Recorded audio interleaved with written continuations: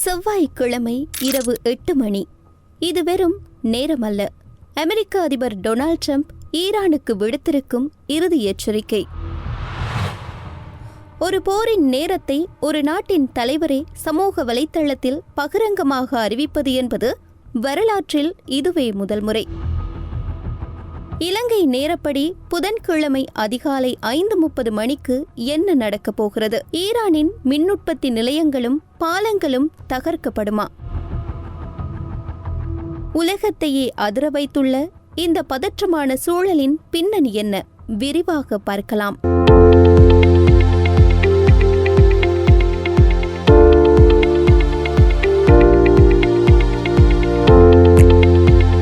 இந்த திடீர் ஆக்ரோஷத்திற்கு பின்னால் ஒரு முக்கியமான இராணுவ சம்பவம் ஒளிந்திருக்கிறது. ஈரானுக்குள் அமெரிக்காவின் F-15E ஸ்ட்ரைக் ஈகிள் போர் விமானம் சுட்டு வீழ்த்தப்பட்டது. அதன் ஆயுத கட்டமைப்பு அதிகாரி ஈரானின் பிடியில் சிக்கியிருந்தார். ஆனால் அமெரிக்காவின் அதிரடிப்படைகள் ஈரானுக்குள் நுழைந்து அவரை பத்திரமாக மீட்டெடுத்தன. இந்த துணிச்சலான மீட்பு பணிக்கு பிறகுதான் ட்ரம்ப் தனது அதிரடி முடிவை எடுத்துள்ளார். ஈரானின் பிடிவாதத்திற்கு முற்றுப்புள்ளி வைக்க இதுவே சரியான தருணம் என அமெரிக்கா கருதுகிறது. இந்த போர் தற்போது 6வது வாரமாக தொடர்கிறது. இதன் மையப்புள்ளி ஹார்மோஸ் நீரிணை.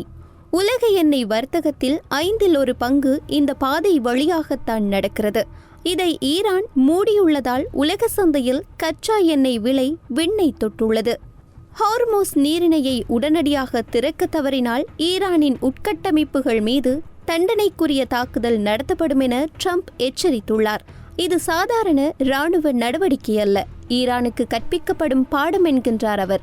இந்த போர் இப்போது ஈரானுடன் மட்டும் நின்றுவிடவில்லை. இஸ்ரேலிய நகரங்கள், வளைகுடா நாடுகளின் எரிசக்தி மையங்கள், ஐக்கிய அரபு அமீரகம், பஹ்ரைன் மற்றும் குவைத் என பிராந்தியம் முழுவதும் ஏவுகணைகள் பாய்கின்றன.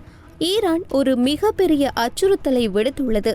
ஒருவேளை ஈரான் மீதான தாக்குதல் தொடர்ந்தால் புஷேர் அணுமின் நிலையம் பாதிக்கப்படும் என்றும் அதனால் ஏற்படும் கதிரியக்க கசிவு வளைகுடா நாடுகளின் தலைநகரங்களையே அளிக்கும் என்றும் எச்சரித்துள்ளது.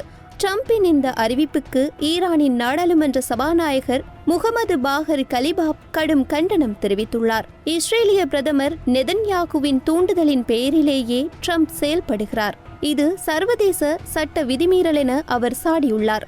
மறுபுறம் ரஷ்யா அமெரிக்காவை எச்சரித்துள்ளது. ஆயுதங்களை தள்ளி வைத்துவிட்டு பேச்சுவார்த்தைக்கு வாருங்கள் என கிரெம்ளின் வலியுறுத்துகிறது. இவ்வளவு அச்சுறுத்தல்களுக்கு மத்தியிலும் ஈரானின் தெஹ்ரான் நகர மக்கள் இயல்பு வாழ்க்கையையே தொடர்வதாக செய்திகள் வருகின்றன. ஒருபுறம் அணு ஆயுத அச்சுறுத்தல், மறுபுறம் உலக பொருளாதார சரிவு.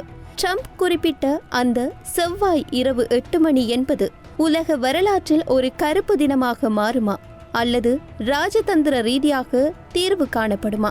உங்கள் கருத்துக்களை கீழே உள்ள கமெண்ட் பகுதியில் பதிவிடுங்கள். மேலும் இதுபோன்ற சர்வதேச செய்திகளுக்கு எமது சேனலை சப்ஸ்கிரைப் செய்யுங்கள்.